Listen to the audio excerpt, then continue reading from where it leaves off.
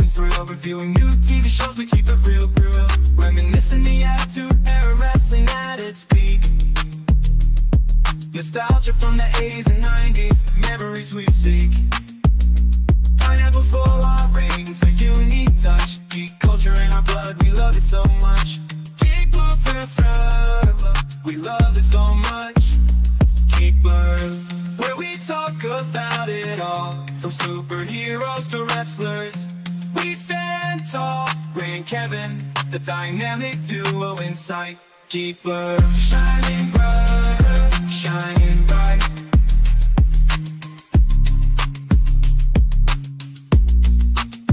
Did you hear about Pluto? That's messed up, right? Geek Blur, taking you on a nostalgia flight.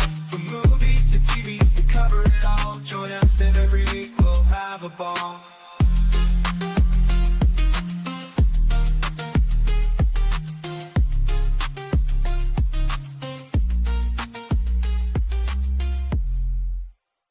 Shuffle.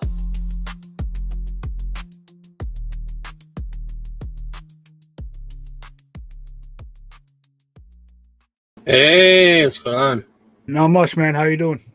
Doing good. Doing good. Good Got a to lot to talk about. So let's jump right into it with a fat fuck segment. The fat fucks are back. Yeah, you know nothing forever but that. The fat fucks are back. Motherfucker, show me the fat fuck. Buffalo Wild Wings. First off, let's start with that. In Walmart, I know for sure Walmart, they sell all the sauces. Any sauce you can get at Buffalo Wild Wings, they have there now. They're also coming out with 2 new dips, Parmesan garlic and creamy buffalo dip. Not sure anything more than what I saw from these pictures here online, but wanted to bring that up. The other things I want to bring up, luckily this is in the UK, but KFC is teaming up with an ice cream over there, a gelato, to make gravy-flavored limited edition ice cream. That sounds fucking disgusting. It looks disgusting, especially when they put chicken nuggets on top of it and actual gravy. So we're gonna skip on that.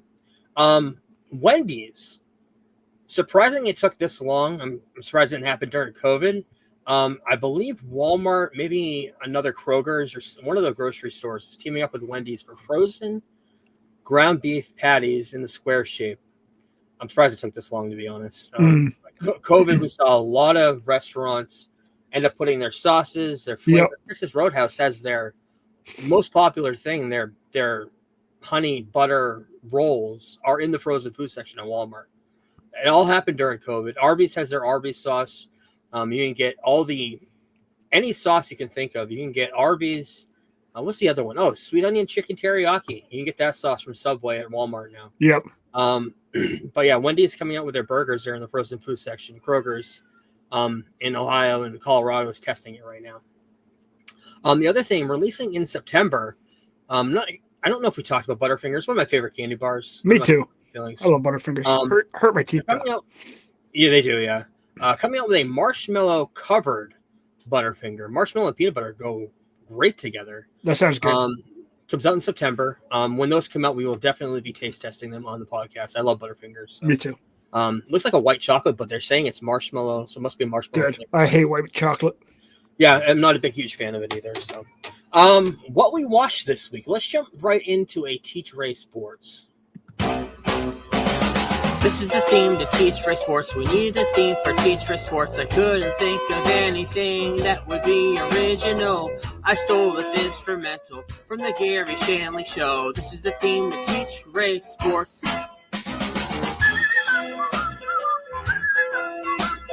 This is the theme to Teach Ray Sports. I figured you'd want to talk about this week because it's pretty big news in baseball.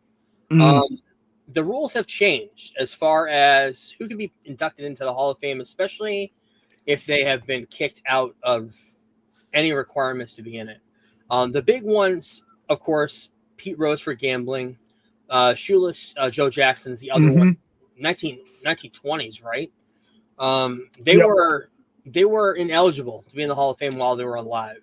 And as far as what I understand this week is the rules had changed where it's a lifetime ban.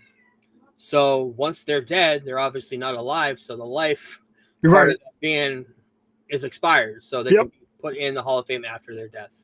A lot of controversy to that because a lot of people say, well, shit, Pete Rose should have been put in while he was alive to kind of have a little experience bit of experience it. Now that he's dead, like who's going to experience it? I don't know. He's in the Hall. He's in the WWE Hall of Fame. He's doing fine. I guess that's worth it. And being tombstone by Kane a couple of WrestleManias in a row in Boston. In Boston, of course. But yeah, besides what I said, I mean, is that basically the gist of what's going on with Pete Rose? Essentially, yeah. Show? Yeah. Yep. Basically, I know you mentioned show should have been in a long time ago, and I think Pete Rose should have been also. I know you mentioned to me off pod the Black Sox, the big huge controversy with that. And isn't Shoeless Joe part of that? Yep, he's one of the 8 players. We're gonna deep dive into that sometime this summer. I'm not sure when we're gonna. There's a we'll movie, see. Or we could wait. We could wait maybe till playoffs, or maybe even next spring. But we'll do it at some point because well, that's gonna be a big topic for me. Especially I was obsessed with that back in the day. When does the Baseball Hall of Fame announcement come out usually? Like it already was announced. They go in the same day Fantastic Four comes out. Is the week of the inductions. Okay, so they already know who's going in for this year. Okay. Do you know when that's usually announced? Is it the beginning of the year usually? January, I believe. Okay. Well, so yeah, I don't want to wait that long. We'll get into Shoeless Show probably playoffs by the playoffs. But yeah, I did want to mention that. The other part of this is what we watched. I did finish the Last Dance documentary. This is a fantastic documentary. Of course, everybody knows that. It's been around forever. Talking about Michael Jordan, and like I mentioned last week, doing a parallel between the first three-peat and the second three-peat, where he actually left the Chicago Bulls at the end. Didn't get into much after. I was wondering if they were going to get into Michael after he left the Bulls. Going to the Wizards, right? They didn't get into any of that stuff. But episode 8 tackled pretty much his pettiness in competition. When people were saying rude shit to him while he was playing the game, he would say, okay, I'll remember that. And the next game, he would just douse them in fucking points. Yep. Just destroy them. Did it all in the court. He returned to the Bulls in 1995 after his retirement because the baseball had a strike. Baseball had strikes. And to be in solidarity with the White Sox, he ended up quitting baseball at the time, walked out. So he ended up going to practice where the Chicago Bulls were practicing and just showed up a few times and then ended up getting the bug back. And the rest is history. He comes back in 95, changes his number to 45, goes for 23, which is iconic for Jordan. Goes to 45 because basically it was his high school number, but also it was all had to do with his father. His father only saw him play as number 23. So he wanted something different to be for a different era for his life. He ended up a few games later, he ended up bringing back the 23 just because he just thought he had bad luck with it. And a lot of people in the media were complaining about in the Magic Finals, Nick Anderson actually said 45 is not 23. Number 45 is not number 23. They ended up losing in 95 the finals. He ends up coming in, was it the middle of the season? Around the trade deadline, Yeah. It was when he ended up coming in to the team. So it wasn't even the beginning of the season. So he came into a team that was already kind of struggling. But you mentioned it last week, talked a little bit about Space Jam and training simultaneously for the NBA at the time, bringing in some of NBA's best players and coming into Orlando where he was filming or somewhere. I can't remember. Maybe it was LA.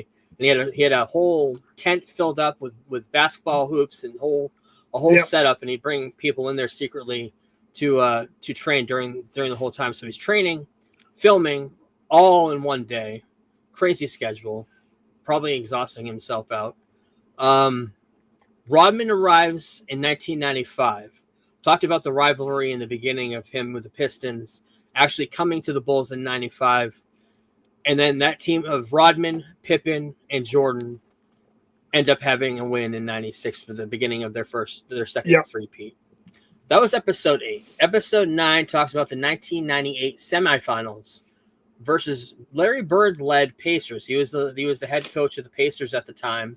Reggie Miller being the main star of that team. Who else was it? Who else was on that team? There's another familiar name. I can't remember off the top. Smith's part of that team, the big white dude. Yeah, I think so. Talked about Talked about the rivalry with Reggie Miller, Jordan's particular rivalry with him. Talked about the 97 finals versus the Utah Jazz with John Stockton and Karl Malone. I know that team was big in the 90s as well. Just those two together on the team. Yep. Two Hall of Famers, of course. And Game 5 in Utah, Jordan was in a hotel room. They ordered a pizza, and there's speculation that the pizza was poisoned because they knew Jordan was in the hotel room by somebody in Ohio who was obviously doing it for the Utah Jazz, probably a Utah Jazz fan. But the speculation is that Jordan was poisoned by a local pizza restaurant or somebody whoever delivered the pizza. And he ended up being sick in Game 5 and throwing up, and somehow came out of that and ended up getting a whole bunch of points at the end. I don't remember if they won that game or not, but yeah, they did. I believe they did. Yeah, okay. Steve Kerr talked a little bit about him too. White guy, tall guy. His parallels with him and Jordan's father. His story was incredible. I'd love to see a documentary. They did get into it on this, but his father was a teacher, ended up going to somewhere in the Arab countries and got murdered, got shot in the head. And he was in college, I believe, at the time, Steve Kerr. So, yeah, a crazy story of him as well. And they kind of had a bonding between him and Jordan because of that. And they end up winning again for the second time in a row for the finals in 1997. And then they fast forward to 1998, Game 7 on the Eastern Conference Championship, and return for a third consecutive year to the NBA Finals. And that's where it leaves off. The final, The Last Dance, episode 10, Utah Jazz, 1998, facing them again. Jordan's kids, you see them for the first time. They're doing interviews at the beginning of this episode.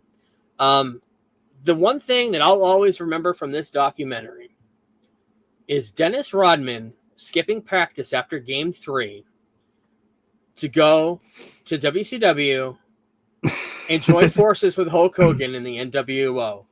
I had no idea he actually skipped out on the NBA Finals to do this. I remember seeing the clips. I don't remember if I was watching. Was that when he fell asleep on the ring apron? Or was that later? Yes, I don't remember, but I do remember him. And then he shows up the next day. It's like, who needs practice? And of course, he shows and proves everybody wrong. And he's scooping buckets. He's winning. Even after skipping out on them, they were kind of all pissed about it, but he ends up helping them win their Game 4. They end up winning Game 6, and they have their second three-peat in the 1990s. And that's where it leaves off. The team restructures after that. They get into it briefly, but the coach leaves, Pippen leaves, gets traded, Rodman leaves, Jordan's gone, and he retires for a second time, but I know he comes back for the Wizards, right? Because he owns the team or something, as far as I know. But it's funny that this always happens with this podcast. Every time we talk about something happens in the news that has to do with that. So this week it was announced that Michael Jordan is going to serve as a special contributor for NBC Sports when the NBA returns to broadcast television in October. And I know they have a deal with, is it TNT, TBS now? Does that mean that deal is over and NBC is taking that deal over now? Is that what this is all about? They just might have a different deal with NBC. I'm not sure, maybe because they're on ESPN and ABC also. Right, okay. And they're on TNT. So maybe, I don't know. Yeah, it's funny. Yeah, it's so funny. I mean, we talk about this every once in a while, how we talk about something in thorough on the podcast, and a news item like this comes out. Michael Jordan, nobody's heard about him in probably 5 years since his documentary came out, and all of a sudden he's going to be I was wondering this the whole time, is why did he never coach? Why did he never be a part of the NBA after he retired for the last time? Like, fucking terrible owner. And just because you're a good player doesn't mean there's no way he would be a good coach. 0%. You don't think so? I mean, he just has a good eye for the game. So I don't know. Do you see how he treats his teammates sometimes? Like if they don't perform, like. But I'm wondering how a coach Michael would think like that though. Here's an example when he was with the Wizards. Sorry, they drafted this kid Kwame Brown, who was this 18-year-old out of high school. And he wasn't, quote unquote, hustling enough on like the second practice. And Michael Jordan said that faggot's not allowed back on this court for a week. Wow.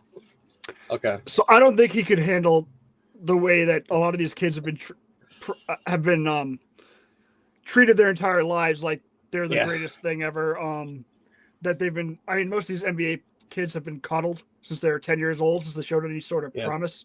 Right. Most, not all of it. I don't think he'd be a very good coach, and he'd probably be and he's a terrible owner. So right now he owns. He's sold out of the Wizards, and he owns the Bobcats, I believe. Charlotte. Okay. So yeah, that's Michael Jordan. That's basketball talk. We did a good thorough job. Started with Celtic City. Mhm. We talked a lot about that. Talked a lot about the Celtics winning time, and then it ended on Michael Jordan getting into. One thing about the Celtics, since last week, Jason Tatum went down Yeah, with crazy. his torn Achilles, and we talked about how much he loved Kobe. Jason Tatum tore his Achilles with 3 minutes and 8 seconds left in the fourth quarter, the same exact time that was on the clock when Kobe tore his Achilles in the game. Wow. Which I thought was fucking crazy. I saw that stat this morning and thought it was kind of interesting. So when I heard he played through that injury the whole game, and then all of a sudden at the end it just kicked out on him. That's crazy. Yeah, he had a knee. Understandably, he had like a knee or an ankle situation. And he was playing on that. He was trying to, like, right before that happened, he was working with the trainer on it, and then it just gave out when he went for a loose ball. Yeah, shifting the weight. Yeah, I get that. Mobland, great show. I didn't want to talk about the origins of the show. I knew about it last week. I forgot to talk about it, but this show was supposed to be a prequel to Ray Donovan. Talk about Ray Donovan. That's where it started. Liev Schreiber, I don't know what happened. Somewhere in Paramount, they passed on it. So they ended up changing the story, the origin being in Britain, and they brought the whole story as a prequel in this British family. It's going to be a whole prequel to Ray Donovan. Interesting. In the middle of production. I didn't want to bring that up. Great show, episode 7. There's a war going on between these two families, just incredible. Tom Hardy's great. We'll talk about him in a little bit too on a movie I watched this week. It was on Netflix. Bondsman, the second half series. Quick show to get through on Amazon Prime. Not a lot more than what I've already told you about it. Yep. It's a demon hunter coming to Earth, but it's fantastic. Part Spawn. Yep. And part Spawn. In the end, there's a really cool twist that happens. It sets up a great season 2. I'd like to see where that goes. Episode 9 of The Studio. Jesus Christ, the show is awesome. They go to CinemaCon. They're going to be presenting Kool-Aid. The star of this episode was definitely Bryan Cranston. Yep. Bringing in his comedic chops was incredible. But Rhea Perlman came in, starred as Matt's mother, Seth Rogen's mother. Dave Franco is a big part of this episode as well. The better Franco, as I like to say. His drug dealer sells Seth Rogen's character mushrooms and some other drugs. So he ends up having an old-fashioned Hollywood party. Yes. After CinemaCon. He doesn't know what the mushrooms, like how much an eighth of a mushroom is.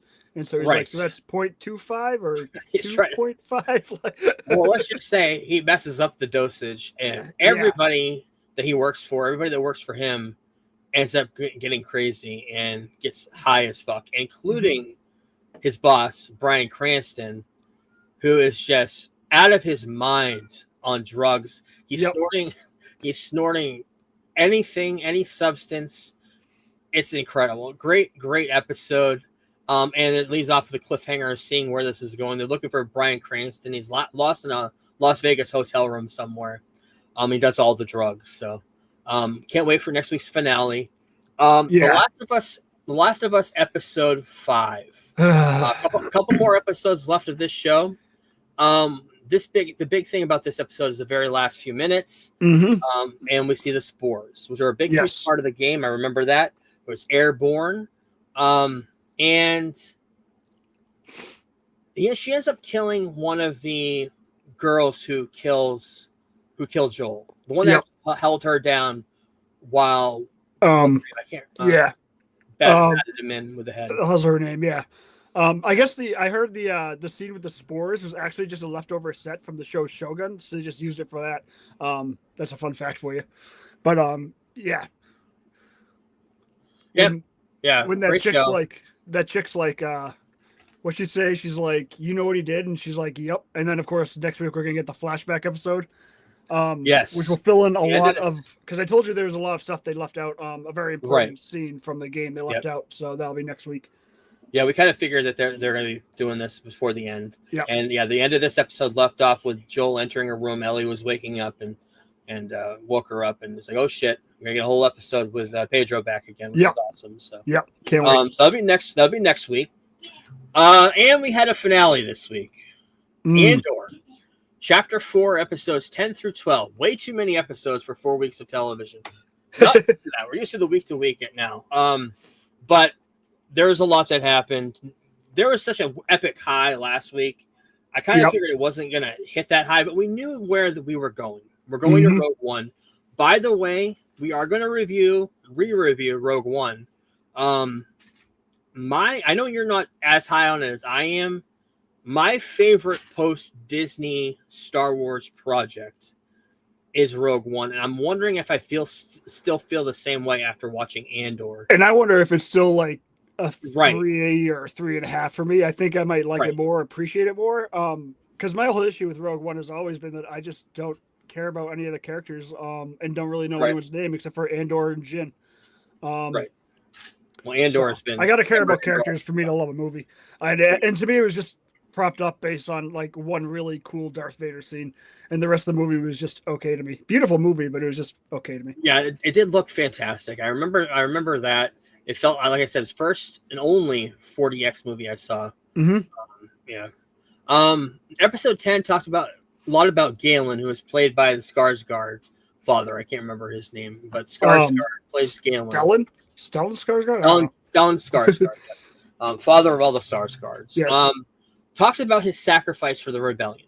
And the whole time he's working on Coruscant, he's selling all of this antiquities in this underground place on Coruscant. And as he's feeling the pressure of the Empire closing in on him, the ultimate sacrifice is, of course, killing yourself so none of the secrets go away. So he ends up stabbing himself as he's being arrested by Imperials. Stormtroopers, you see them with no helmets, which looked kind of fucking weird. They were all around Coruscant with no helmets, with guns. So you see them with guns. You kind of see a weird flashback in the beginning of when Luthen meets his assistant, who he ends up calling his daughter. Kind of adopts her, kind of. I'm wondering if that's in the Clone Wars. He's on a war planet of somewhere. Is it a lieutenant or an admiral or something? They didn't timeline wise, I'm not sure about it. It would kind of sync up with the Clone Wars, but I'm not sure. But that was episode 10. Episode 11, Luthen Galen, whatever his name is, Skarsgård, is on the planet dead. His assistant is stuck there. Andor doesn't know that. Cassian doesn't know that. So Cassian has a recovery mission. He gets a signal to go to Coruscant and try to save them. He doesn't know that that Luthen has already passed. So when he gets there, he finds his assistant. She's all shaken up. She's kind of been cornered in a room, hiding out from the Empire.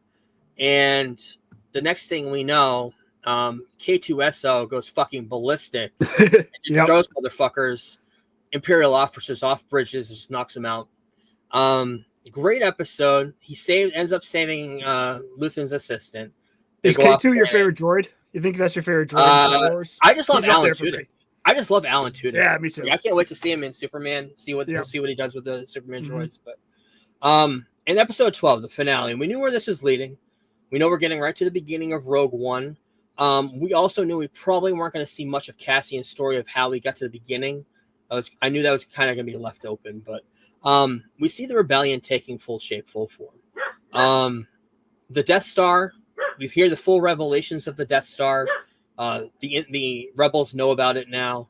All the pieces are in place for Rogue One, and then the very end of this episode, the last minute, we're wondering, where is Bix?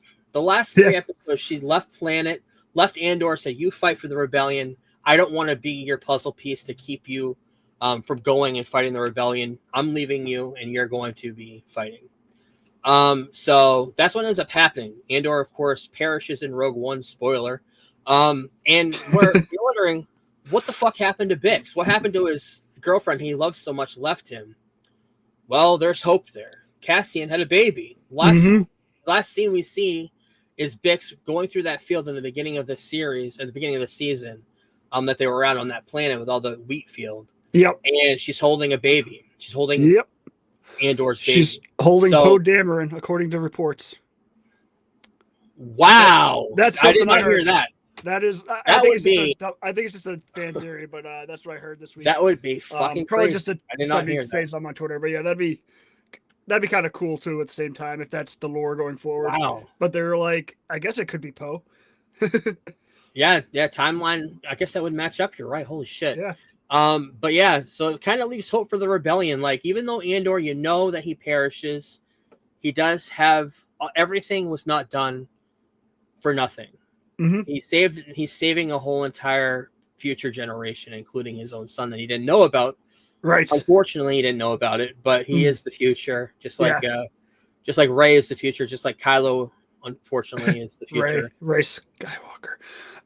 Yeah, the sad part about this show ending is I don't think we're ever gonna get anything as good as this in Star Wars again. I don't think so either. You just have to have the right I just creators. have in hope. place. I have hope. Right. I have That's hope all you that can hope we'll for. at some point, but you never know. Yeah, great show. Probably, yeah, like I mentioned, last week's episode 8, I think it was. Yep. Best episode of television for Star Wars has been out since Disney purchased it. So, Mhm. yeah, we'll talk about Star Wars again. Fuck, a year from now when Mandalorian and Grogu, that'll be the next thing that comes out. So, actually, I think Made for a year TV from movie today. in the theaters. Yep, it's Yep. going to be the epic finale on the big screen. Yep. Cannot wait. Dark Side of the Ring. Did you end Oh, up boy. watching this? Yes, I The did. original Sheik. Wow, what a yeah. great episode. That was incredible. The timing for this, I don't want to say it couldn't have been perfect, but it was perfect this week because we lost somebody that was in this episode, heavily featured in Sabu. this episode. Yep. Sabu, which we're going to talk about in a minute. But the original Sheik came out in the 50s. The Arab scare at the time, I know there's the Libyan stuff was happening in the 70s. Vince McMahon did this a lot too, where they would take something that Americans were afraid of and they would elevate it on television, especially, of course, we know Muhammad Hassan, which they're going to be doing an episode on, I think, in 2 weeks for Dark Side. I mean, in the 40s, they had somebody who was like a Nazi, Baron von something. Yeah. Right. And they had the Russian stuff going on in the 80s with Ivan Koloff and all that stuff. But he was an originator of a lot of hardcore wrestling. The first one to bring snakes to the ring, Jake the Snake Roberts. First one to really show blood loss and cutting yourself and really, really making it a red crimson mask on your face when you're wrestling. Yeah. Also was one of the first people to bring fireballs to America. Yeah. And that was used by everybody in the 90s, especially in ECW. Yeah. Hardcore innovation to its finest. And also pioneer in video production. He had I can't remember where it was. It was in the Midwest somewhere. He had a territory, and he ended up bringing a video team in there and recording the shows. Had not been done. This is early, like 60s. It wasn't being done anywhere else. He was one of the first people to do that. Later on in the 80s, after he was kind of done wrestling, because he ended up coming back in the 90s, but he ended up training his nephew, Sabu. Sabu brought in Rob Van Dam. Trained Rob Van Dam. 2 big pioneers of ECW. This guy trained. The other question, before we get into Sabu news, the other question I have for you: how the fuck is Abdul the Butcher the only one of all of these crazy motherfuckers that is still alive with everything that he's been through, even though he's in a wheelchair now? He's got. How the fuck is he still alive? He's also like 87. He's got like Hep A, Hep B, Hep C, through Z. He's got the whole alphabet. Yeah, he does. Like how? I don't know, man. There must be something that he and Ron Jeremy were eating in the 80s, bro, to avoid being dead. Because he was in. Is Ron Jeremy still with us? Because if so, that man has. He's. Ron Jeremy has dodged some bullets like Neo in the Matrix. Ron Jeremy's in prison for sexual assaulting people. Oh yeah, that's right. He's up there in the Weinstein cases. He's been canceled. Never mind. And did he? Scratch that. Take that. Sabu. Let's talk about Sabu. Rest in peace to Sabu. Came out this week. He just had a match a couple weeks ago, so I'd heard about him. On GCW. Final retirement match. 2 weeks later, he passes away. So obviously, the connections everybody's saying is, wow, did he go too hard in that match? Was it something he took? Was it drug related? He's only 60 years old. So there's all these questions. Yeah, but I mean, him being 60 is like he's 80. Me being 90. like in my 70s right now. Right. If you saw him now, right. He put out of anybody in wrestling, such a performer. Mick Foley, he put so much into his ring performance. Between him, Mick Foley, if you just look at that picture there, look at all the scars on his stomach. That's not; those aren't. I mean, actually, I don't have that one on here. We're talking about a guy who ripped his bicep open on barbed wire, or right here open on like barbed wire, and instead of going to the hospital, he grabbed a tube of super glue from under the ring mid-match, glued it together, and then continued for 25 minutes. Fucking crazy. Yeah, but rest in peace to Sabu. He had a run in WWE. Great run. I heard a funny Sabu story last night. The boys over at Spitball were talking about him because one of them worked with him in the last 15 years, like doing shows. And he said that they've been friends on Facebook, and Sabu would send him, those Facebook games that like people in their 50s play. He kept sending them to him. Wow. And I guess Shaw like texted him. He's like, bro, I think your Facebook got hacked. Like, somebody keeps sending me games to your account. So he was like, no, that was me. That's funny. Yeah, but rest in peace to Sabu. Yeah. His time was short in WWE. He got arrested with Rob Van Dam. Rob Van Dam had just won the World Heavyweight title from John Cena. Oh, God. They got arrested for having pot in a car. Rob Van Dam lost the title. I believe they fired Sabu. Either that or he was suspended then. I can't remember. I think he was suspended and then later fired. I don't think he ever came back. Yeah, I don't think he ever came back after that. It's kind of the ending of his career over there. But iconic ECW. Like, if you have a Mount Rushmore of ECW wrestlers, Taz, Sabu, Rob Van Dam, who would you put in the fourth spot? I'd like to put New Jack. You put me on the spot, though. New Jack. I would like to put New Jack or Raven or Tommy Dreamer. Raven, Tommy Dreamer is Mount Rushmore would probably be Sabu, Taz, Raven, Dreamer would be my Mount Rushmore. Yeah, Taz. I got big into ECW. I used to buy tapes on rfvideo.com back in the day, and bought a bunch of Taz tapes and stuff like that. Yeah, I love Taz. Yeah, ECW, great time in wrestling. Everybody tries to repeat it, but it's just such a bubble of time that you can't really do that anymore. But, no. Bad thoughts. Want to talk about this show? This was whacked out beyond whacked. The first if you can get through the first 5 minutes of the show, you can get through the whole series. He ends up shitting himself, and it's very graphic. Oh God, I like Tom Segura too.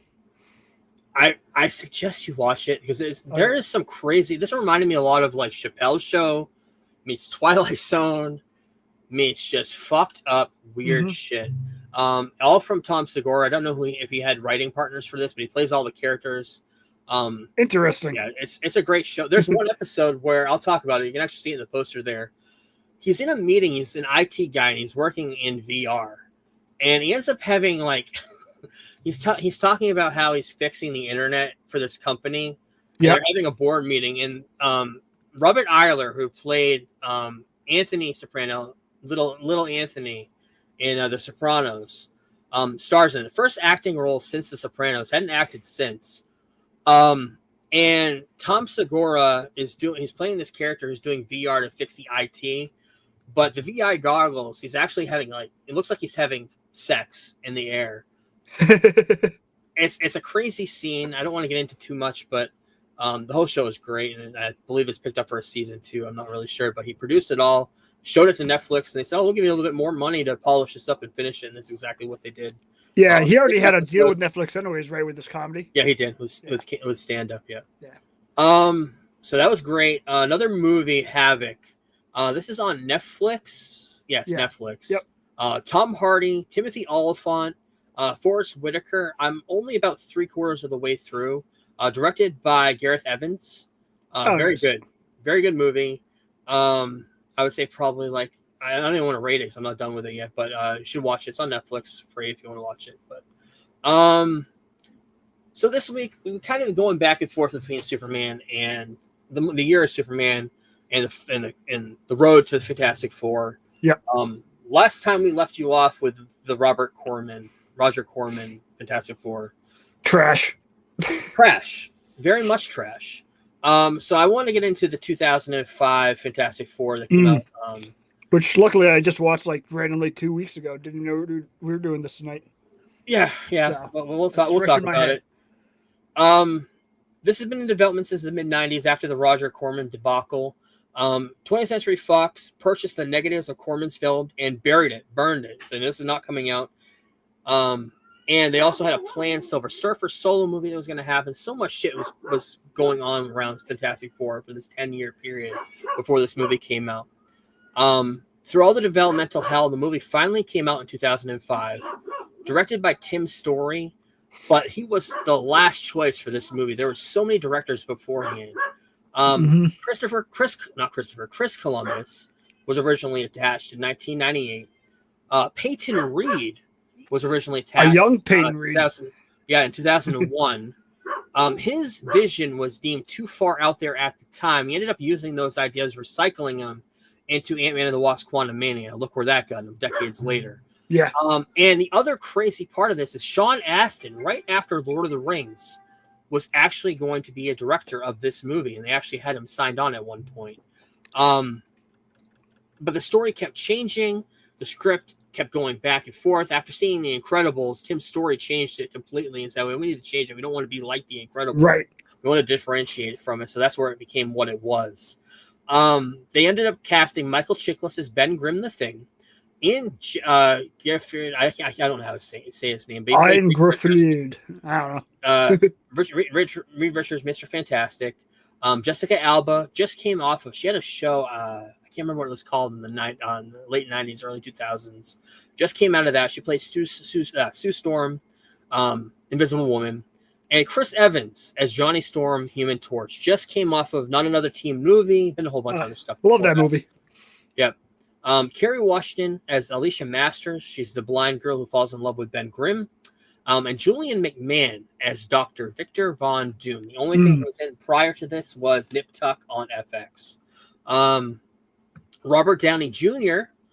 was the original idea for Victor Von Doom. This was, remember, early 2000s. Yep. Christina Aguilera was Sean Astin's choice to play Sue Storm when he was going to be director. That all changed when Tim Story took flight of this. But pros and cons of this movie. Pros. Lots. Now, I'm putting an asterisk here. Practical effects. Right. Some of them were great. We'll get into the Thing in a minute. The Thing makeup was a little weird. All practical, no CGI. They actually put the Rock prosthetics on him. And his story arc, though, in the movie was the best thing about the movie. Very comic book accurate. His love story with Alicia was kind of the seeds were put into this movie. And he was given the most screen time of any of the original Fantastic Four members. And also their celebrity portrayal. Fantastic Four started out as celebrities. Everybody knew their identities. Everybody knew who they were, their powers, everything. There was no secrets with the national public, the world public. Everybody knew who they were. At the time where Spider-Man, everybody had a secret identity. They did. The cons of this movie, lots of cons. I don't remember how bad this was because I loved it because it wasn't much. You got to remember when this came out in 2005. After Spider-Man 3, or was this before Spider-Man 3? This was between 2 and 3? X-Men 2. That's all we had. That's as far. Blade 2, maybe. That's it. We didn't have anything further than that. So Batman, of course. Yeah. Batman. We were at the infancy of Marvel. But the cons of this, you're going as far as the woke crowd now. Johnny's cockiness and womanizing ways were turned up a notch. Yeah. That won't happen in this new movie. The character development in this movie was completely missing. Besides the Thing, the other three members, even Dr. Doom, there was no development whatsoever. Correct. And especially the Dr. Doom was a travesty because he's a great character in the comic books, and they still have not hit it in the movies. For the budget, and compared to other comic book movies at the time, the CGI looked weak and B-movie at times. I was surprised by that because I did not remember. Like I mentioned, it's so early, I don't remember that stuff. But the humor was forced, mixed with a lot of bad acting. Yep. Lots of weird stuff with Johnny Storm. Being a Big womanizer. problem- yeah, biggest problem was the Doctor Doom portrayal for me.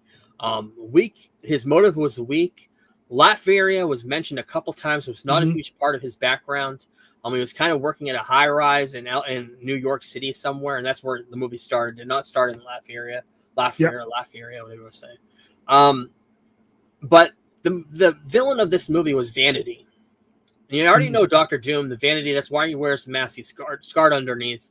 That's a big part of the movie. And Ben being this big monstrous figure, the vanity of that, and not liking what other people are thinking about him was always kind of the comic book villain, but it also became the movie villain too, more than anything else. Stan Lee made a cameo in this movie. Yeah, it's a fun cameo. Named Willie. The very first time he played an actual character that he created in the comic books. Willie was a mailman in the Baxter Building in the comic books. The reason why this movie was so successful, I mean, it made $333 million on almost $100 million box budget. So it did pretty well. Ended up making a sequel. We'll talk about that next month. But we do see a pre-credit scene. At the end of the movie, Victor Von Doom is defeated. He has this weird power where his skin is underneath his skin is turning into metal. He's becoming like a Magneto-like character, which is a strange choice. I guess it's based off of the Marvel, not Unlimited, Ultimate line. I'm not sure. But he survived, and he's on a boat to Latveria. But I don't think they really follow up that in the sequel, too. Yeah. The sequel is better than this, but it's worse than this, too, in one big way, which we're going to get into, which we already know they've pivoted on the Cloud monster. But we'll talk about that next month when we get into the Rise of the Silver Surfer. Now, even though we skipped a year of Superman, yes, we've got it. Time for news.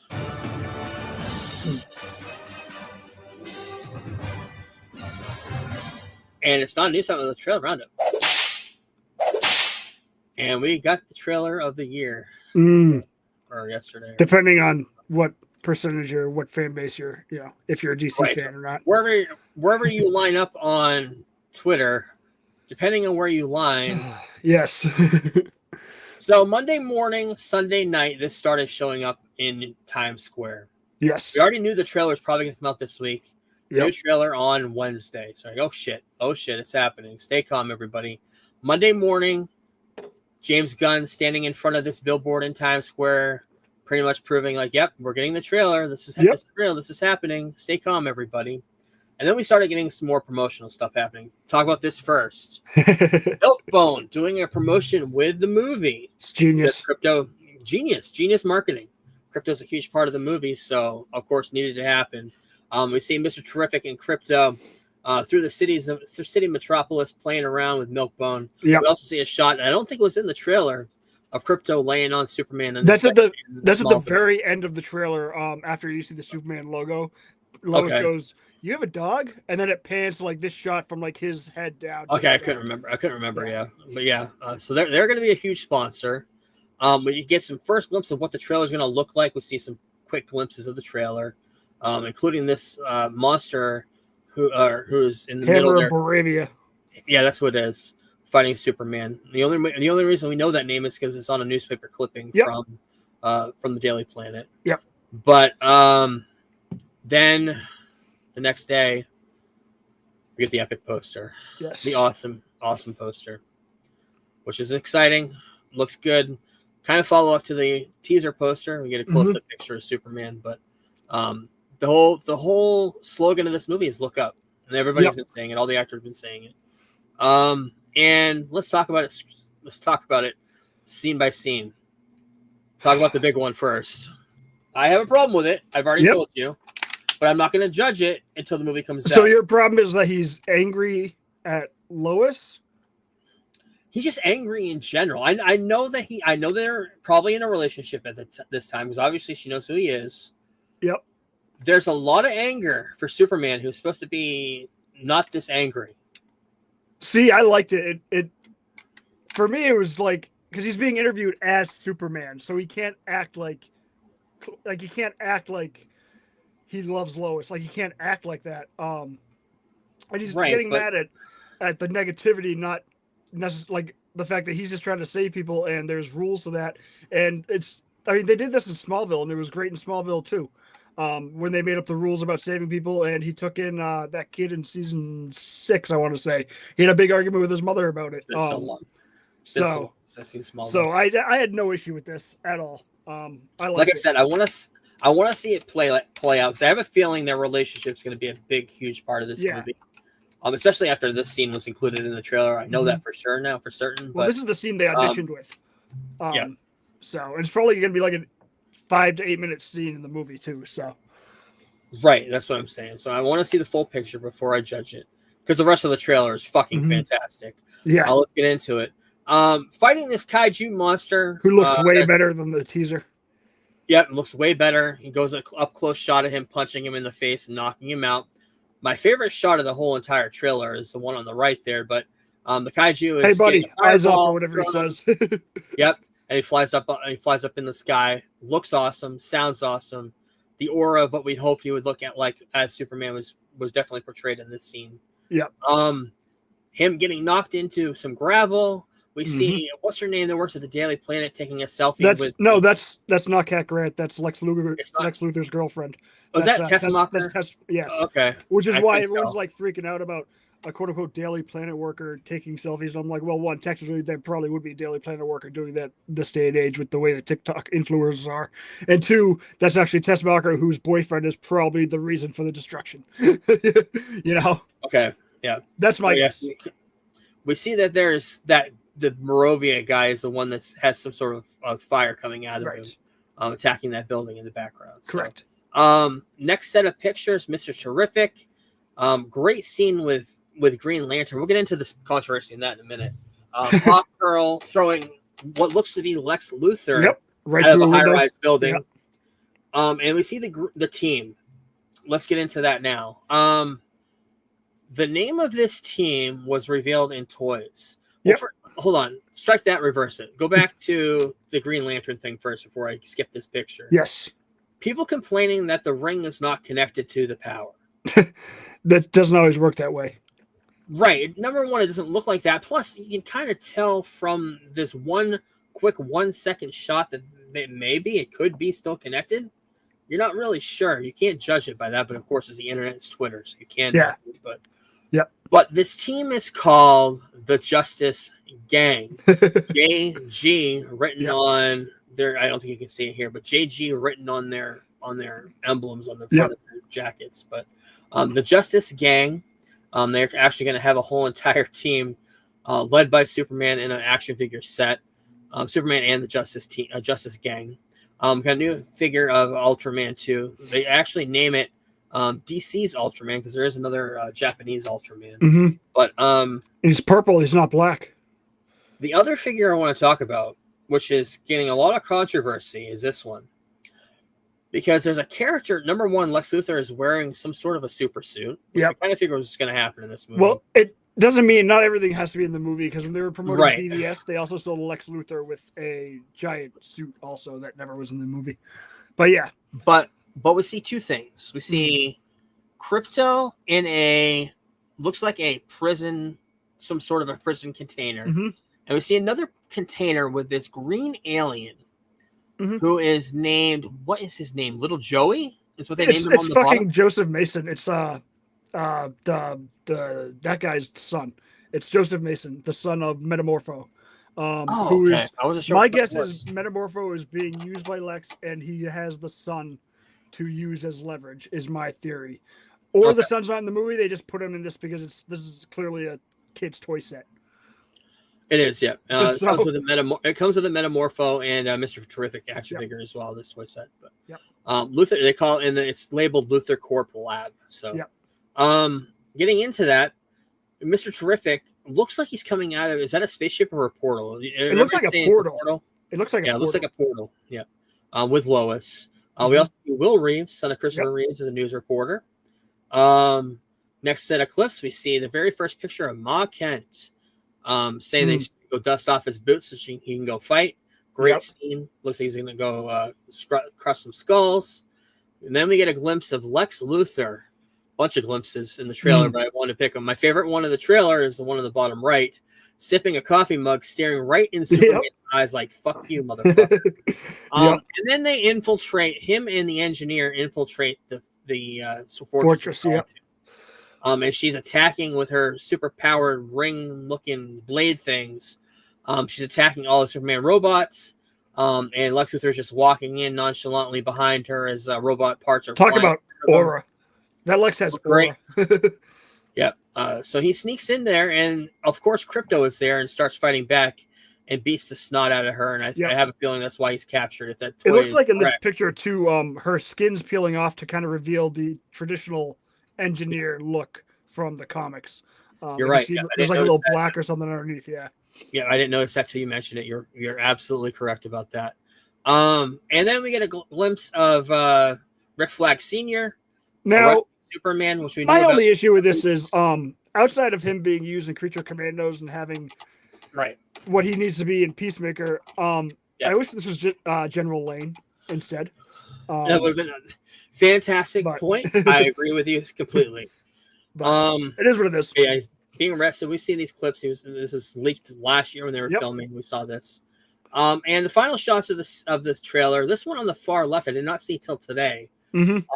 But a very, very cool scene of the engineers' weapons attacking Superman on the football field. It looks like in the trailer that one of the blades like cuts his hair a little bit. Like that's how close it gets. If you look at the trailer, I've watched the trailer too much also. Yeah, you recommended to me watching it on HBO Max. It looks beautiful on HBO Max. I gotta watch it on there. Great on HBO. Better than YouTube. Yeah, way better. And the other scene is Metamorpho in a cell doing some Metamorpho things. He also has his kryptonite hand. Having Metamorpho create kryptonite is infinitely better than finding it in the middle of the Indian Ocean unexplained. I love this use of Metamorpho because when they announced he was in the movie, I was like, what are they going to use him for? And then it's like, oh yeah, you can create elements because it's the Element Man. So Lex is making him create kryptonite, which is, I love that move if that's how it actually plays out. Yeah, you see it in his hand there in the trailer. So, excited? Beyond excited for this movie. Everybody is, unless you talk to a certain fan base on Twitter. Yes. Everybody is excited for this movie. I don't know if you're a comic book fan, how can you not be? But yeah. Yep. Excited. We'll see where this plays. Also, they released some, I don't know, Entertainment Weekly. Some summer preview pictures, some new ones of Superman. I like that one on the far right there. But yeah. Nobody 2. Got a new trailer for that. Oh man, got some great trailers. Even this movie's gonna be fun. I love the last one. He's going on a family vacation, and the best part of this trailer is they played the vacation song from the Vacation movie in it. Yeah. And they kind of did a slowed down, muted version of it. It was awesome. But yeah, he's going on vacation with his family to an amusement park and just goes ballistic like nobody won on all these people. Who I think one of them is trying to harass his daughter. He just goes nuts. Yeah. Great looking movie. Got a new trailer for Ballerina. I got some new posters as well. Comes out in a couple weeks in the movies, but June 6th. But they tickets just went on sale, so they released the final trailer. Looked really good. And of course, Keanu's back. This is a prequel set years before the last one, even though there is going to be a John Wick 5. But the other one, Sony Marvel decided to release Spider-Noir.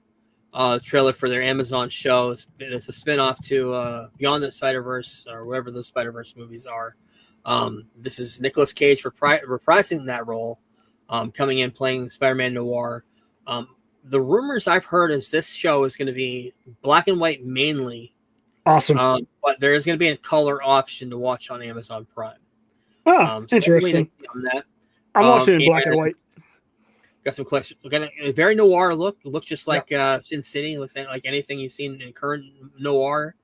And the Spider-Man, I just like the way the Spider-Man looks. Looks just like the comic book. Looks like the Spider-Verse movies. So it looks awesome.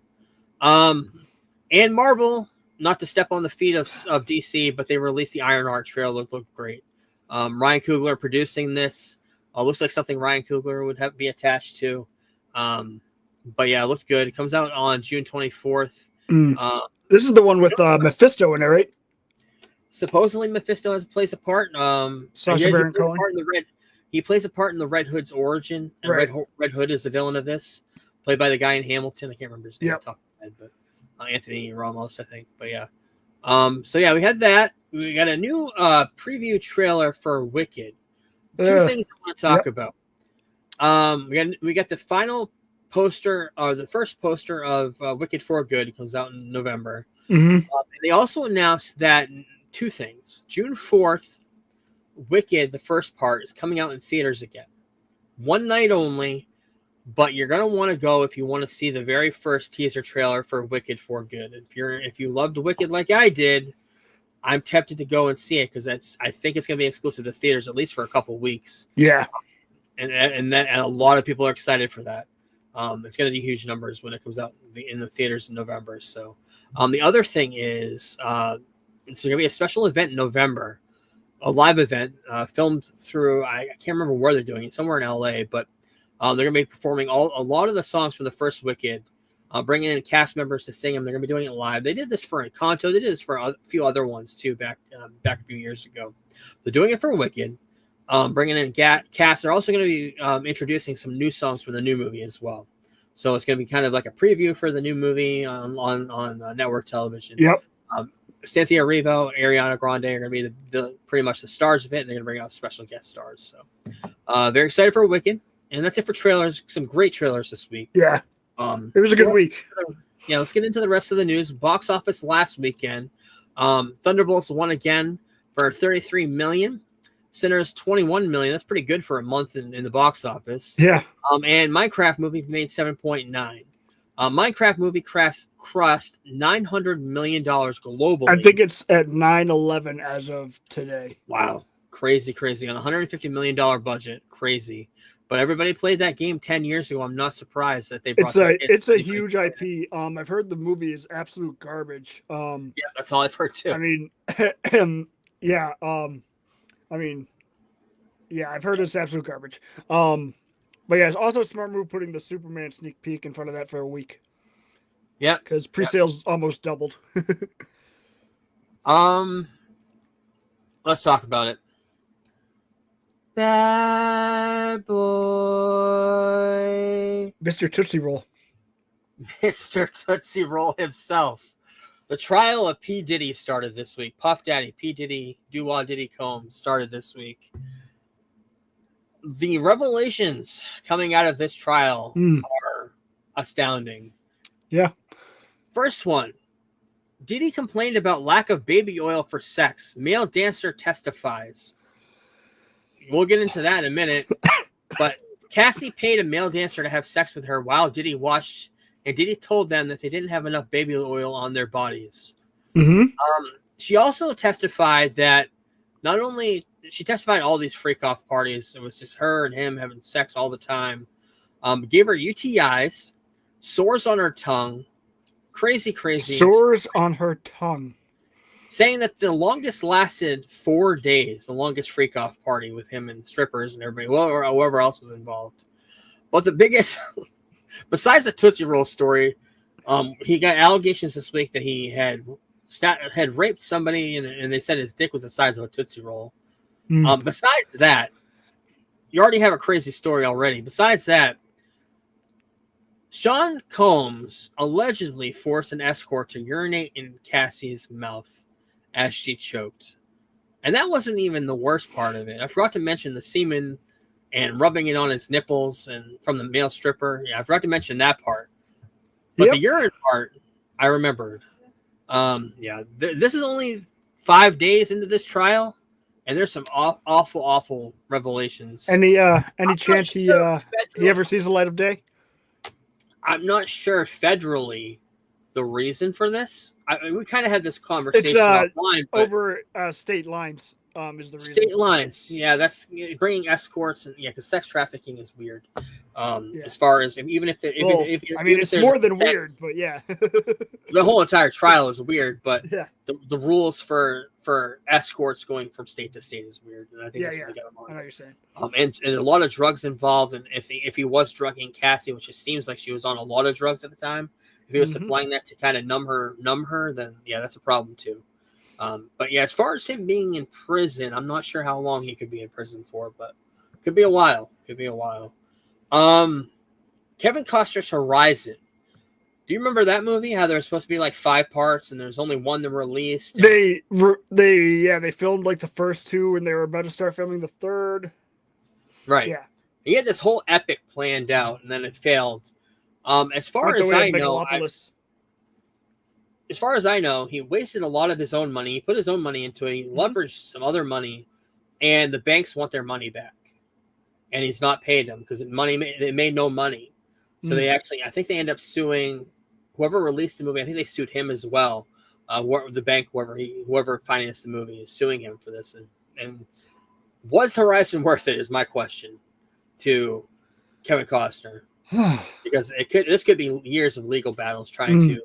It could make him financially just gone because of this one movie. Isn't this movie the whole reason why he also left Yellowstone prematurely? Yeah. His biggest project in the last 20 years, Yellowstone. The reason why he left potentially his biggest project of all time as far as popularity. For his biggest failure, and he had a lot of failures between Waterworld and the paper. I don't care. I still love Waterworld. What was that other one they had? The big Postman? failure that happened. Postman. Yeah, that was the biggest failure, and that's kind of on the same level where I think he financed a lot of that himself. But yeah, we'll talk about that when I learn more about it, when we find out more about it. But and another weird, shocking, legal weird thing: Warner Brothers decided to change their name of Max to HBO Max again, going back and forth. But now they're HBO Max. I've been calling it HBO Max even when they changed it. Yeah, same thing. Because it's all HBO. It's all HBO stuff. Yep. Why the fuck would you change it? And I was always confused, like, why would you call it Max if there's a Cinemax? It didn't make sense. So they're going back to their roots, going back to HBO. The brand that they made 30 years ago, 40 years ago, they're going back to that. Makes perfect sense. They should have done that. Should have kept it anyway. But yeah, they're bringing it back, coming back sometime this summer. Want to talk about this coming out July 24th.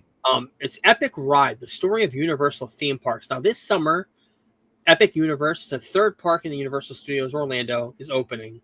So they're going to be doing this kind of in line with that, where they're going to be promoting this documentary, a 3-part docuseries celebrating the history and legacy of Universal destination experiences, including the theme parks, bringing in directors, producers, executives, A-list celebrities. It's going to explore Universal's iconic film and theme park history, as well as provide an exclusive behind-the-scenes look at their new park, Universal Epic Universe, which is got a whole. I think they're opening soon, and maybe this month. I can't remember, but excited for that. I do like Universal Studios a little bit more than Disney as an adult now. I appreciate it. I haven't been in 20 years, but Back to the Future ride was always my favorite. Terminator ride, it was awesome. Jaws back in the day. Awesome. The Transformers one. I went where did I go? 2017, maybe 2018 when I went down to Florida. Cool park. Yep. Yeah, I haven't been. I want to see the Harry Potter world. I know it's expanded a lot. I wasn't able to see. I remember seeing the beginning of the construction when I was down there, but haven't been able to see the full Hogwarts castle yet. Viral marketing for Final Destination Bloodlines, which comes out today, has been great. They had this billboard up in LA of somebody on a scaffolding putting the new poster up for Final Destination on a billboard, and somebody ends up getting killed and is hanging off. Off there. The other thing was great. If you ever seen Final Destination, I think the second one, maybe the first one, I can't remember. The log truck, yeah. The log truck. Yep, that's the second one. There's log trucks going through big cities with a Final Destination poster behind the log truck of logs hanging off of it. Great promotion, because everybody knows, like, if you're behind a log truck, oh yeah, Final Destination. Yep. Everyone, even people that haven't seen that movie, I feel like know about it. Yeah. I really wanted to see this yesterday, but I've been kind of sick, as you can tell. I'm kind of coughing every now and then, and just didn't get to it yesterday. I was going to try to do that and Thunderbolts, but I didn't get released from work till like 3, and I felt like trash, so I just stayed home. That's cool. Got a new look at Darren Aronofsky's new movie, Caught Stealing, starring Matt Smith and Austin Butler. That's Matt Smith with the mohawk there. Film follows a former baseball player who gets caught in a criminal scheme for when pet sitting his punk rock neighbor's cat. No, of course, punk rock neighbor must be Matt Smith. But yeah, interesting. That's what I'd guess. Movie. Interesting movie. We'll have to wait and see on that. I almost had this in Teach Ray Sports, but we'll talk about it now. Nicolas Cage as John Madden, Christian Bale as Al Davis on the set of the upcoming film Madden. Currently filming right now.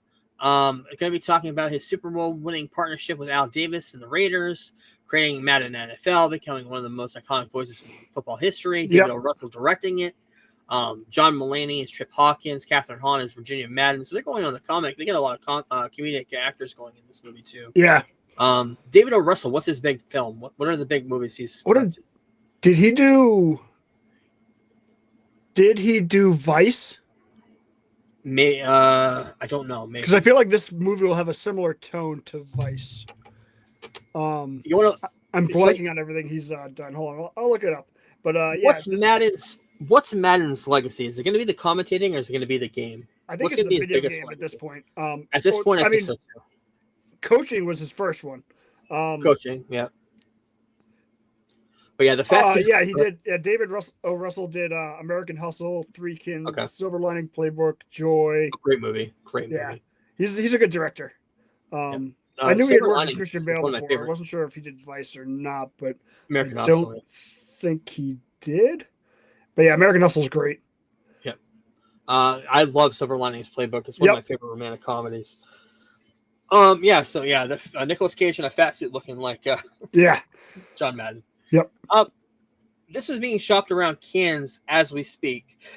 I don't have a picture here, but Rambo, original movie, John Rambo, it's gonna be an origin by the Sisu director. They're aiming to shoot sometime later this year, but they're shopping it around to production companies now at Cannes, the Cannes Film Festival, which is happening, I believe, this week. But origin story of John Rambo, probably him in the army, of course, is the first Rambo. First probably blood, showing back up in America. I don't know how close it's going to get to the very first one. Right. But yeah, probably maybe up until he leaves the army or something. I don't know. Right.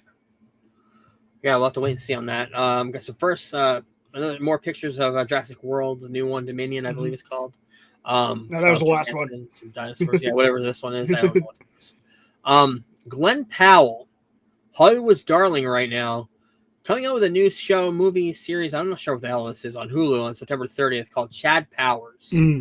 Other than him wearing prosthetics and wearing a wig, and as far as I heard, he's kind of like a detective who ends up having to be disguised a lot. Reminds me of Fletch. I don't know more. I don't know more than that. No trailer out. It's just the first posters for it. But when we get a trailer, we'll talk about it. Wanted to mention this briefly. South Park coming back in July, and we got a first glimpse of a character that had not been around in more than 20 years. Number one, P. Diddy is in this behind Kenny. But in the forefront is starving Marvin, who has not been around since one of the early seasons of South Park. I want to say I was going to say the first season. Yeah. Has not been part of South Park at all, so he's actually showing up in this. And they're being chased by P. Diddy in space with spaceship-looking orbs. So, I think I'm going to jump into South Park kind of blind after having not watched for a while. This looks like it might be a time to watch. They're going to tackle P. Diddy, possibly Kanye. Maybe a time to watch. I want to mention this to you, the Four Seasons. Have you heard about this, watched it? I know it's got a huge hype right now on Netflix. I have not. Based on an 80s, I want to say, movie starring Alan Alda. He actually had a part in this, producing it. Hearing great things about it, hearing great things about Coleman Domingo's character. He's good anyways. His character, right. I'm hearing great things. It's kind of They've already released one season? One season's on Netflix currently, 8 episodes, I believe. But yeah, I'm hearing good things about it. I'm hearing it could be a little bit depressing if you've ever been in a relationship and it sours. I heard there's a lot of depressing stuff about that too. But I may watch that. It's on Netflix currently.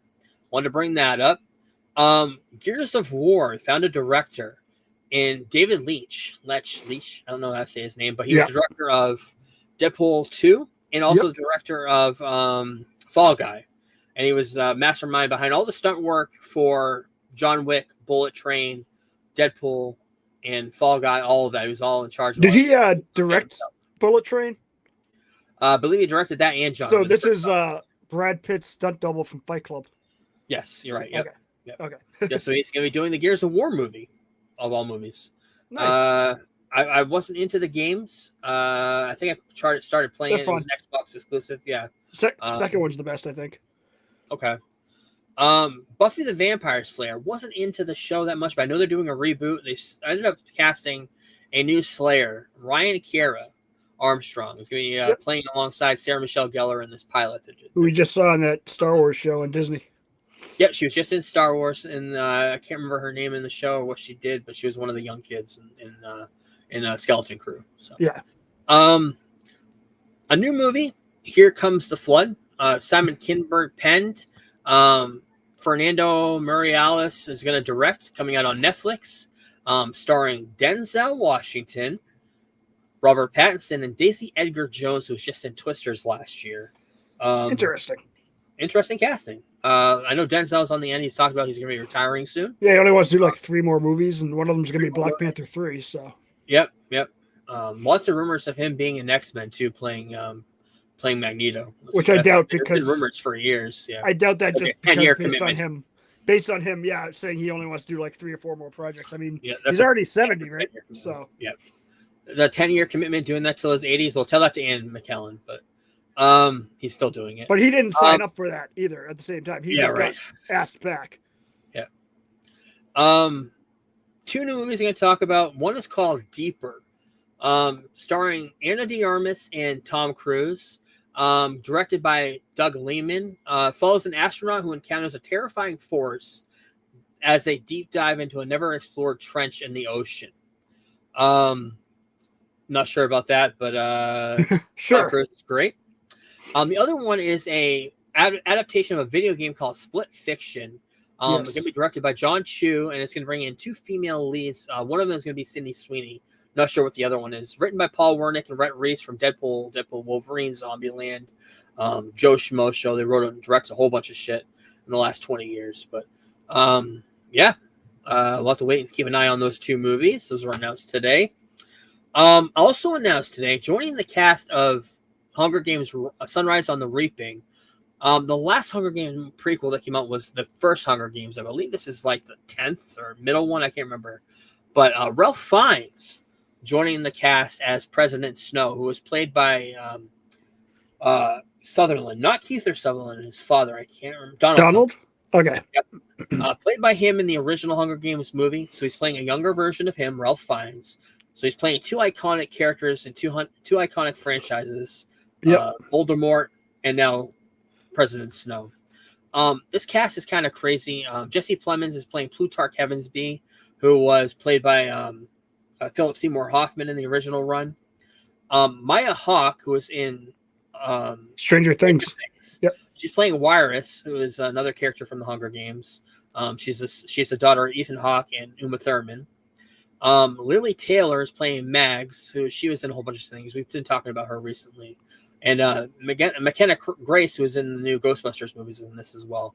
So bringing a lot of actors. Oh, and Ben Wang, he was cast this week too. He is the new Karate Kid in the new movie too. Oh yeah, yeah. So they've been bringing a lot of the new kid actors, a lot of old ones. But Jesse Plemons, we both love him. He's great. So we'll have to wait and see on those movies. You got a new poster for The Roses. Don't know what this is about. Saw a poster, wanted to bring it up. Comes out on August 29th, starring Olivia Colman and Benedict Cumberbatch. Fox Searchlight, directors of Meet the Parents and Poor Things. So, this marriage ain't big enough for the both of them, is what the tagline is. So, we'll have to wait and see on that. Christopher Nolan's Odyssey is going to be the first blockbuster shot fully on IMAX. I thought there'd already been a movie shot on IMAX, but I guess not. Nope. I guess it's going to be the first one. Excited for that. Officially announced in a video online this week, Mel Gibson's Resurrection of Christ. The official title picture, title card, whatever you want to call it. So that's. I thought he was canceled. What happened to that? he was canceled until the president hired him to be the ambassador of Hollywood. Oh yes, that's right. It's a true statement. That's right. They released a picture of the Addams Family, the new one, promoting the new season coming out sometime this year. Excited for that. Not excited for this. The Game of Thrones Night of the Seven Kingdoms are supposed to come out, I believe, this couple of months. Yeah. It's now been shifted to early 2026. They shifted the window completely. So yeah, I think it was actually supposed to come out in the fall, but they changed it. We'll have to wait and see. The Paper, it's official. Coming out in September on Peacock. Follow up to The Office from the universe of The Office. And the only reason we know that is because in the far corner, we see Oscar from The Office sitting in this. So he's working here, wherever it is, the paper company. But yeah, we'll have to wait and see. Newspaper company, I guess. Got a new poster for The Bear, new date coming out. All episodes streaming on June 25th, week before Superman. A couple weeks before Superman. All episodes airing all at once on Hulu. Good. I love that. Coming out on, I believe, 2-episode premiere on August 12th. Got a new poster, a new date for Alien Earth. Got some new pictures as well. It comes out on Hulu. It's gonna be on FX, Hulu the same night. Cannot wait for that. Excited to see where they do the Alien universe on television.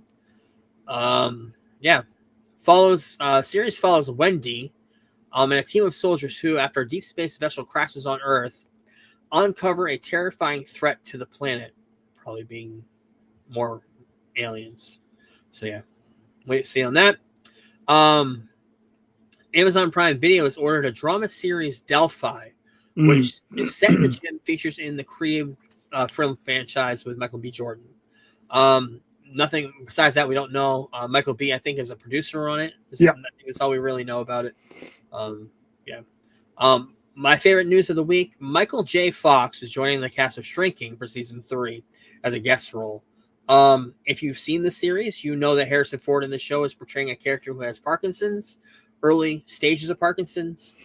This makes total sense. Him and Michael J. Fox and Harrison Ford teaming up to have scenes together is going to be something I'm looking forward to for the next year. I'm very, very excited for this. And ahead of the season 2 premiere, Amazon has renewed Fallout for a 3rd season, and the new season doesn't come out until December. So that's awesome. I loved Fallout season 1. They must be really high on season 2 if they already greenlit it before it's even come out 6 months before. So excited for that. Another movie news. This is great news too this week. Great casting choices. Jude Law and Andrew Garfield are going to be set to executive produce and play Las Vegas showmen magicians Siegfried and Roy. Talking about their whole entire history. It's going to be a limited series on Apple TV. And it's going to be beginning in the fall. Matt Shackman's set to direct the pilot. And yeah, it's going to be awesome. And I have a side-by-side picture of the two of them with Siegfried and Roy. And I think that casting is probably the best casting we've had for a while. And Jude Law looks just like one of them. And I think Andrew Garfield looks like the other one. I don't remember which one got attacked by the lion, Siegfried or Roy, but that's going to be a part of it as well. So it's cool. In a leak this week for the sequel of Super Mario Brothers, Super Mario 2, as it was called, the leak came out from NBC Universal that it's going to be called Super Mario Worlds. We know that the first one left off with the Yoshi eggs. No surprise here. And I did like the first one quite a bit, so I cannot wait to see where this goes. If they're going to go to Dinosaur Land, if the map is even looks like the original game, right? Super Mario World, I'd be excited for that. Bringing in all those characters from that, it'd be exciting. So yeah, I cannot wait. The Marvel 1943 Rise of Hydra game supposed to come out this year. Has been delayed till early 2026. A lot of games getting delayed. The big one is being game of Grand Theft Auto. GTA. Yep. And we'll get to the end of the show. Let's get into some swag. Swag. Stuff we all get. Come on, son. You know that's right. First one we're going to talk about is a Mondo figure of X-Men 97 for Nightcrawler. Looks really, really cool. Lots of cool accessories, lots of cool faces, lots of cool weapons, lots of cool smoke and piff sound effects. visual, whatever you want to say. Looks cool. Brought this up for you. Art the Clown. Funko Pop coming out. I'm not sure when this comes out. Also got some Saw figures of Billy the Puppet, Jigsaw with the pig mask, and Jigsaw with the robe. Looks cool. Got the Krusty Burger from Simpsons becoming a Lego set. Are you there? Or did you? I think I might have lost Kevin. Oh, I'm back. Oh, Sorry. there. Okay. I really had to blow my nose, and I didn't have a tissue on me. It was Okay. very bad. Sorry about that. You were gone. Thought it'd be quick. Krusty Burger coming back, coming for a Lego set. Simpsons coming back for Lego. Hot Toys coming out with this really cool looking Darth Vader deluxe version figure. I want that. Revenge of the Sith. That's when he turns from Anakin to Darth Vader. No, That's a terrible line, but this looks so friggin' good. Does look really cool. It's exactly what we wanted to see, just not the no part of it. Yeah. But it's exactly what we wanted to see. It should have. Yeah. Yeah. But yeah, that's gonna come out. Hot Toys, probably expensive, but looks awesome. I want to bring this up. Superman has a new comic, kind of tying in with a new movie, A Friendship Unleashed, with him and Crypto, and just them and Superman and Crypto and Milkbone. I think Milkbone is the sponsor of this comic book. Yeah, probably. Them going through there because there's a Milkbone billboard in the background of one of the pictures of the shot I just noticed. But yeah, it's them going through Metropolis and him with his pet dog. So, also more Superman swag. If you have $250 to blow, this watch is pretty cool. I mean, to be fair, it's still cheaper than an Apple Watch if you want to watch. It is cheaper. If you just want to watch. The one I like is a Superman that's the second timer on the clock, and he ends up flying around Metropolis, which looks really cool. I saw the video of it. Yeah. There's also another one that looks like all metal. Looks really cool. I like the metal one a lot. It's a little classier. That's like if you're going to a wedding or something, you want to wear a Superman watch. Class it up a bit. Speaking of weddings, cufflinks, a bracelet if you're into bracelets. But the big thing that I want is that fucking wallet. I need a new wallet. I can't wait for. Look into that. I really hope they make a deal, and they probably will with the Ridge Company, because I love these wallets, and to have one with just the Superman symbol would be awesome. Yeah, that'd be cool. Yeah, it'd be very, very cool. And leaked today online, these Funko Pops for the Fantastic Four first steps. Where we get our first glimpse. Yeah, number one, we see all the characters. We see a Franklin Richards confirmation right there, little baby Franklin. We see all the members of Fantastic Four. We see the Thing with a trench coat and a Entertainment Earth exclusive. But we also got a full glimpse of Galactus today. Comic book accurate, right down to the skirt and everything. And yeah, there's some pictures of them in close-up form, Franklin and Sue and Galactus and the other ones, and Shia LaBeouf, Silver Surfer. Looks really, really cool. I cannot wait for this movie. I cannot wait for Superman. July is going to be awesome. Speaking of Marvel, they're having a leak problem at Marvel when they're filming Doomsday, because we get some glimpses of what looks to be a comic book accurate Sentinel, X-Men Sentinel, on the set of Doomsday. The chest piece definitely looks like a Sentinel from the original comic book 97 run. So, yeah, it looks awesome.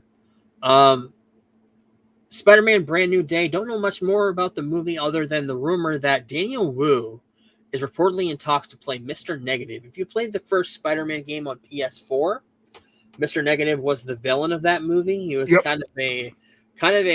he's an Asian actor. He's an Asian character who the negative aspect of pictures, it looks like a negative on film, where you see it kind of black and white and glows in the dark. It's kind of strange looking, but that's his power. Negative zone, all part of that.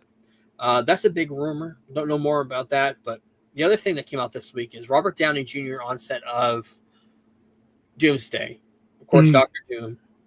I'm reading Jeremy Renner's new book, but the thing is, he's wearing a muscle suit. He's got a hairline. He's also got dots all over his head, which makes people think that when he plays Dr. Doom, they're either going to be doing de-aging, or the mask in Dr. Doom is going to be fully CGI, which could be a bad thing. I don't know. I like something practical. I like to see practical with that. I want to see as little special effects in this movie as possible because they are kind of late Yeah. on filming. Like this movie is supposed to come out so soon. That stuff worries me, which is why like when Superman finished a full year before, Yeah. so they can work on the CGI. I just hope they don't work those people too hard. Yeah. Finally, in news, the upfronts were this week, the end of the television season, promoting next year. And in a surprise to no one, Kristen Ritter showed up and saying officially that she's going to be returning for as Jessica Jones Yep. in Daredevil Born Again Season 2. Very excited for that. Cannot wait. I loved her arc in the Netflix series. Mm-hmm. Her working with the other Defenders. We know that season 1 of Daredevil Born Again left off with vigilantes being hunted by Wilson Fisk. Yep. So her being one of the vigilantes, a superpowered vigilante, is going to be a huge step for that show. And what's his name who plays Daredevil? Charlie Cox is teasing. Yeah, there's going to be a lot more surprises. Yep. A lot more Marvel characters may show up in this series. And from what we gather from a lot of stories coming out from Brad Winterbaum and a lot of people who are producing this, is going to be a series that's going to be lasting for seasons, years. They have a lot of faith in it. They have a lot of faith of how it's turned out, how the first season was shown and people loved it.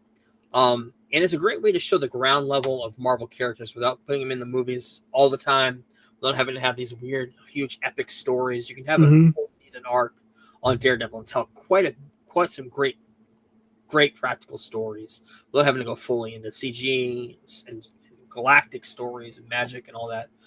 You can play a lot of that on television and do a great job. So excited for that. That's it for that. Let's get into something we've been teasing for a while. Kevin has not seen it, but he's pretty knowledgeable what happens in the movie. But Yes. let's get into some spoilers on a new movie. Let's get into a spoiler-filled review for Thunderbolts.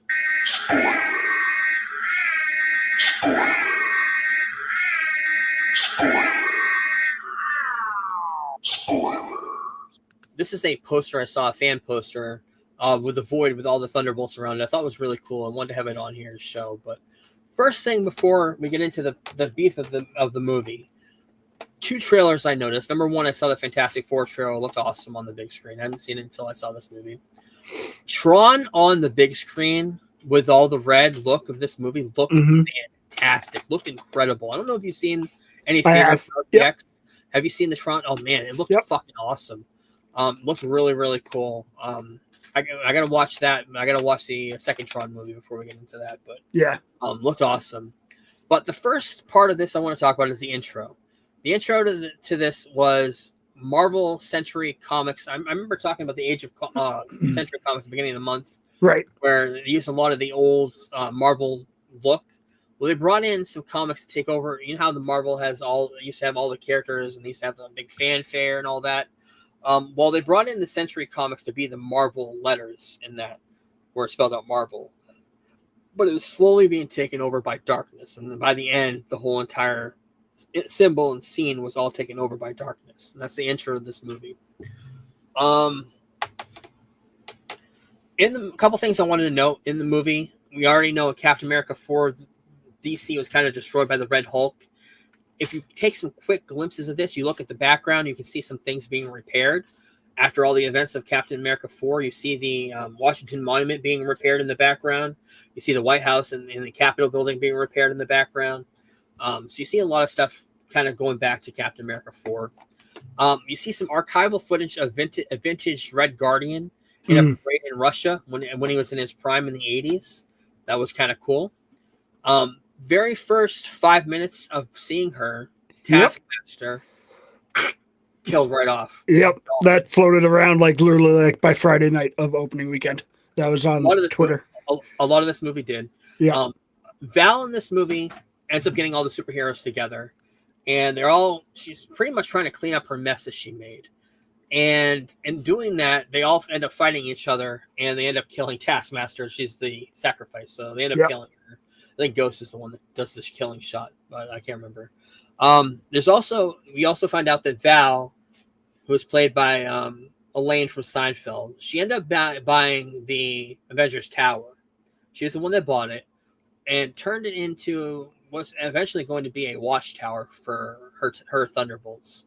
We'll get into that in a minute. But in the beginning of the movie, she sets up an exhibit.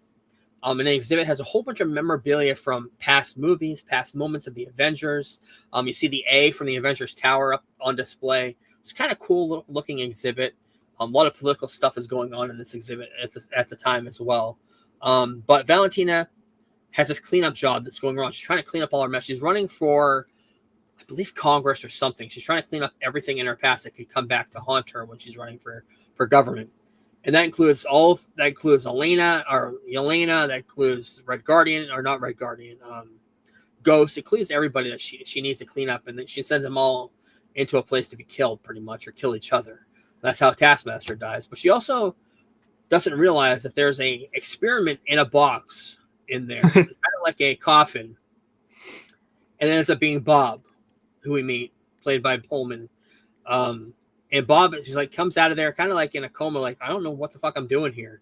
Nobody knows he has powers. Nobody knows anything about him. He's just kind of Bob. That's who he is. And they all have to try to escape. They realize Valentina has fucked them over.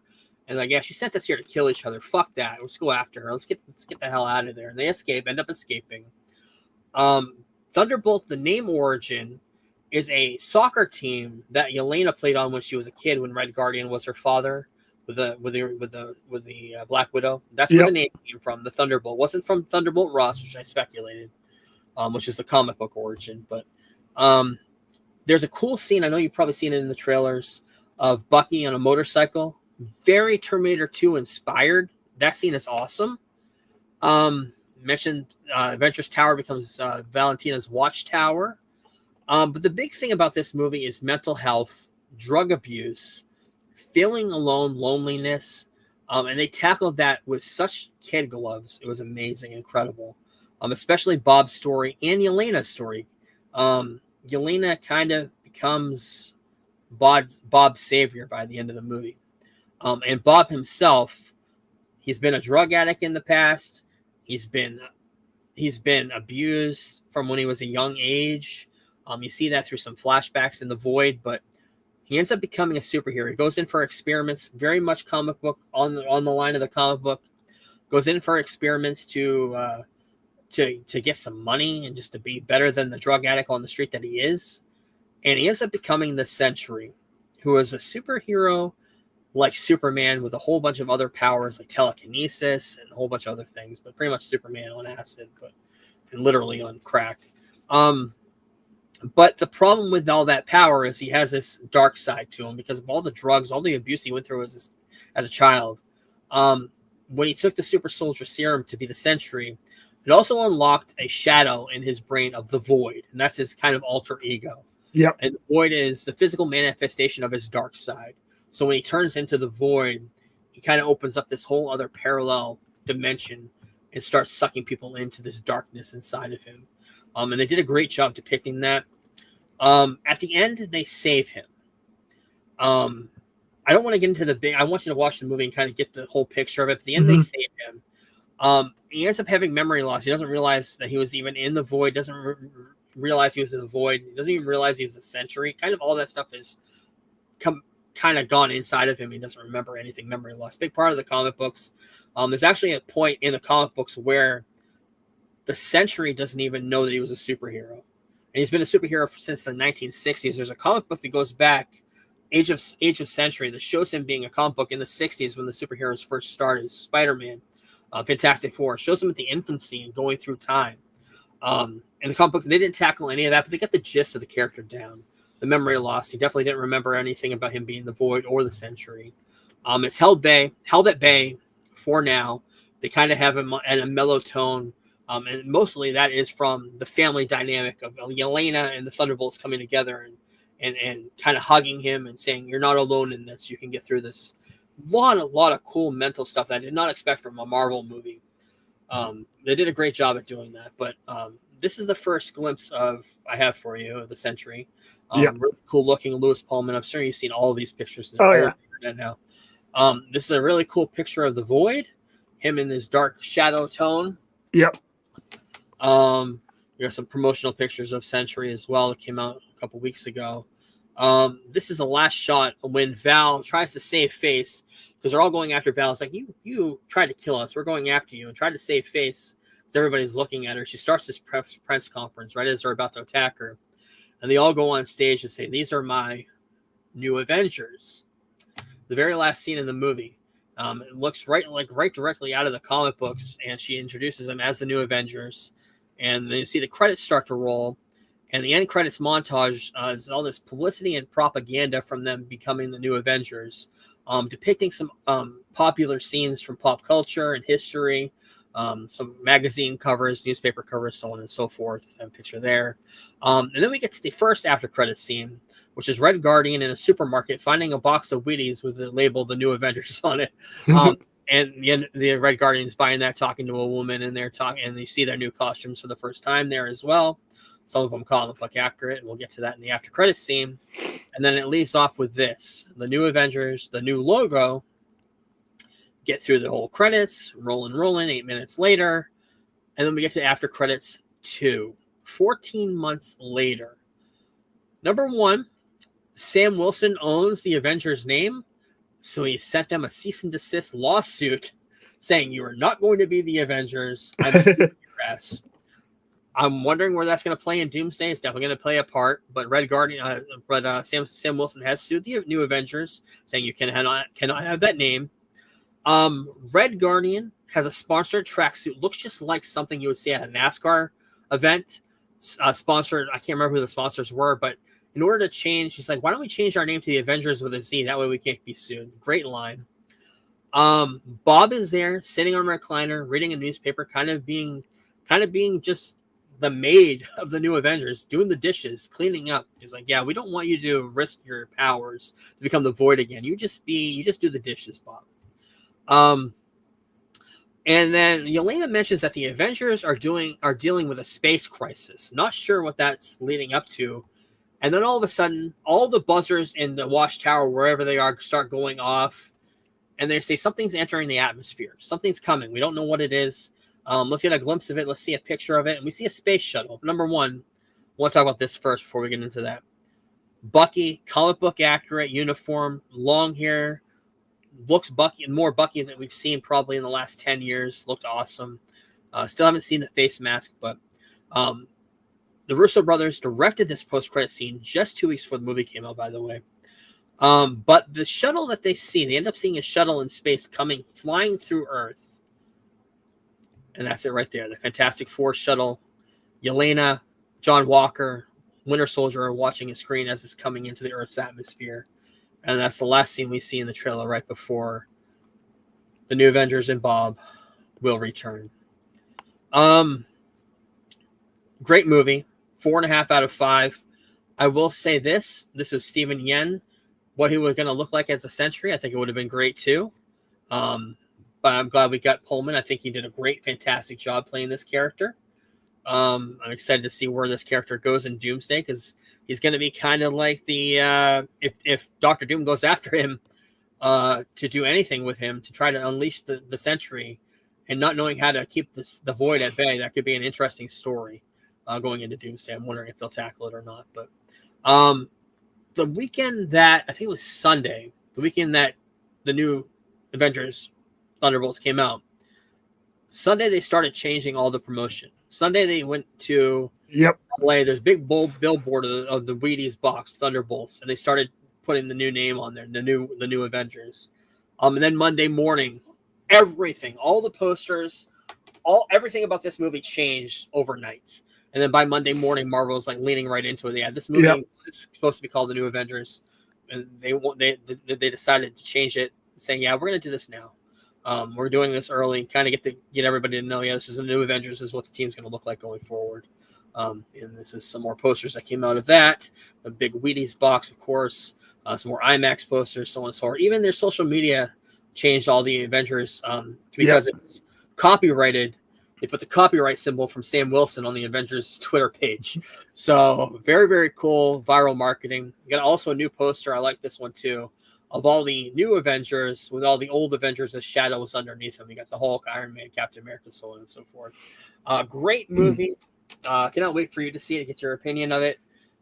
If you know anybody with mental health issues, mental health struggles, darkness imprisoning them throughout their whole entire life, it's very touching to see what happens at the end of the movie. See how Yelena helps Bob and the rest of the team come together to help Bob get out of this darkness. Very, very cool story. And I cannot wait to see where this team goes in Doomsday and going forward. Very excited. That's it for the show this week. Thank you, everybody. Next week, tackle Mobland episode 8, penultimate episode of Last of Us episode 6, the flashback episode. Next week's penultimate episode of Dark Side of the Ring, tackling Daphne, WCW female wrestler, just passed away in the last decade. The studio has a finale next week. We'll talk about that second part episode. Coming out on Apple TV next week, Murder Robot. Actually, may come out today. 2-episode premiere. I think it did come out today. Apple TV, starring Alexander Skarsgård. Looked kind of cool. May watch those episodes, talk about it. Coming out in 4 days on Netflix, The Fall of Favre, documentary about Brett Favre and all the sex stuff that he's sending dick pics to Jen Sturger, the sideline analyst for wherever she worked, comedian now. Rogue One, rewatching that. Going to talk about that. Also, coming out next week, Final Reckoning, who's out next Friday. I'm going to try to, if I can this weekend, watch Fallout and Dead Reckoning Part 1. I think I've seen Rogue Nation. I can't remember what that one's about. But Fallout is the one with Henry Cavill, correct? Yeah, that one's probably the best after the first one. The new one, or the last one, was... I watched it a few weeks ago. It was just all right. Okay, I'm going to watch those, talk about that. Also next week, I got to give you the episodes to watch, probably 3 episodes. I know you've been watching it off and on. Lois and Clark, The New Adventures of Superman. We're going to tackle that show, talk about why it happened, where it happened, how many seasons it lasted for. Happened right in the mid-90s, perfect timing, right with everything going on with Superman in the comic books. Yep. We'll talk all about that. So thank you, everybody, for joining us, and we will talk to you next week. Peace. We're the Geek Blurb crew, here to enlighten you, talking all things geeky, from movies to wrestling to our podcast is the place where you wanna be for all the latest news and nostalgia from the 80s and 90s.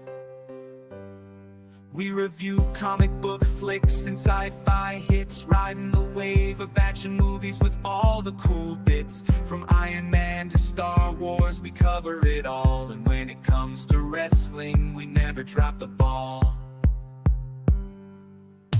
Geek Blurb, we're the kings of the nerds, rating movies and pineapples, our opinions never blurred.